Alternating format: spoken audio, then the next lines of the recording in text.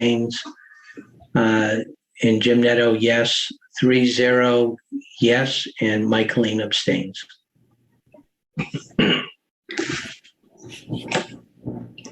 The next one, Samantha, we just had a note from the complainant. I don't know if you want to address that or if we should. I don't know what the timing was on the letter. Sure. So first of all, I think the chat feature should be disabled for all board meetings.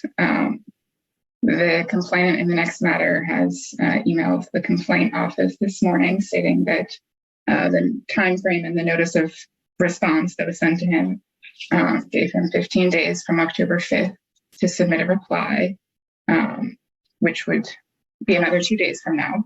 So it's up to the board if it feels that it needs more information in evaluating this matter.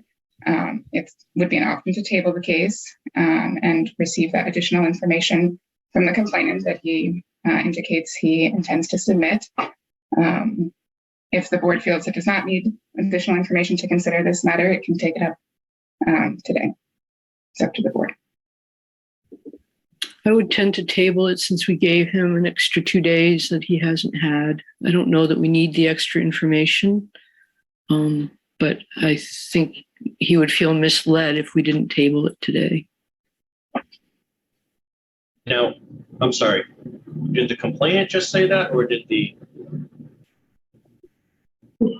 complainant chatted yes, right, me individually? So that's what I thought. So yeah, so the complainant has both sent a message in the chat, which should not be active during board meetings, and separately emailed the complaint office about this morning.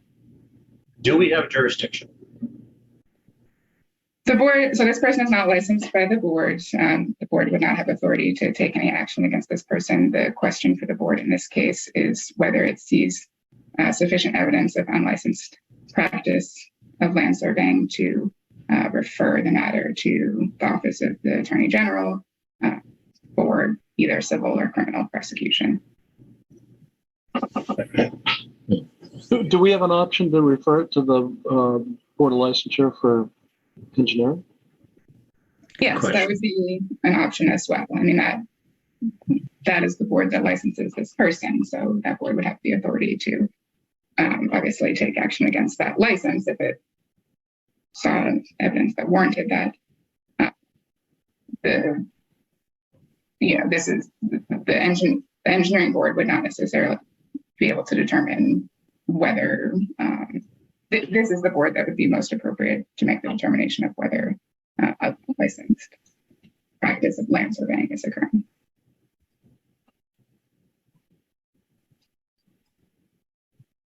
I think because of the complainant's desire to provide more information, we have to table it or something along those lines.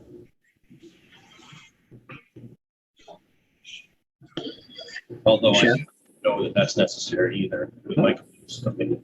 I guess I feel like if the Attorney General's office is telling us we don't have jurisdiction to do it, then it's sort of a moot point. So the way unlicensed practice complaints work generally is that they're filed with the boards, that even though the person's not licensed by the board, it's the board that's best suited to investigate allegations of unlicensed practice and make a determination of whether of what constitutes the practice of that profession. So that's why the complaints start with the board. The board does the investigation. It does not refer to the Attorney General's office to do investigation of this sort. It really does the investigation, gets together the packet of information, if warranted, to then refer for prosecution. But that's a high bar, and we can discuss that either today or if the board wants to table at its December meeting.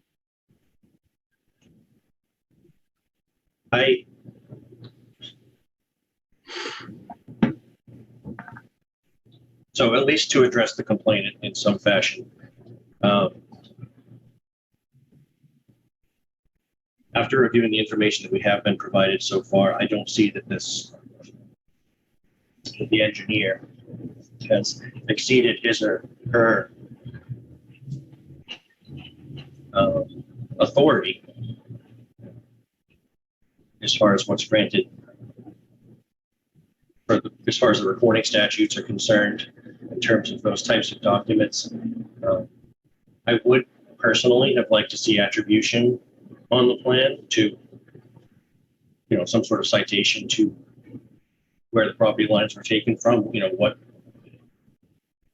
what survey those were based on, and, that sort of citation. But taken as a whole, the application to the municipality probably included that documentation. In fact, fairly confident it did, given recent complaints regarding this situation.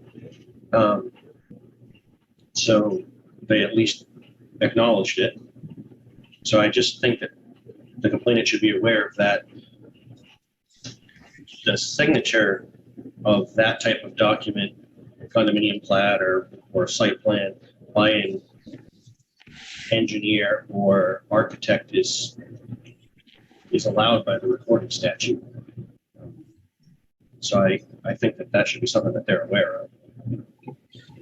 That's what I think is missing as well, is the source of survey or reference of being part of a set.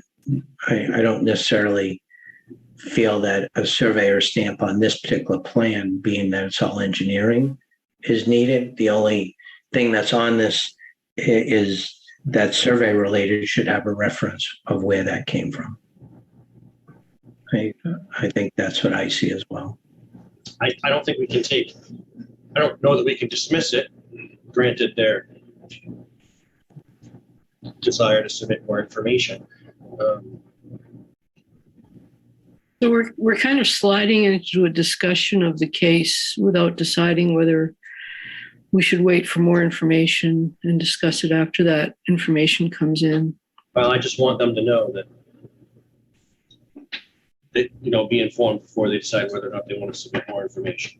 So there are a few things in here that they should be aware of in the complaint, and that's one of them. But that is not a violation that I can see of anything. I move we table it till next meeting to give Seconded. complainant an opportunity to finish their submission. Any further discussion? Okay, all in favor to table this complaint? Shepherd, Yes. Jay Ray, Yes. Michaeline Mulvey, Yes, Staines? Yes, okay. yes. And Jim Neto, yes to table it. Results 4-0 to table this particular complaint. LSU 18498. And that was the last complaint I had today. Thank you very much. The next item on the agenda is application reports. And I think it's the very last part of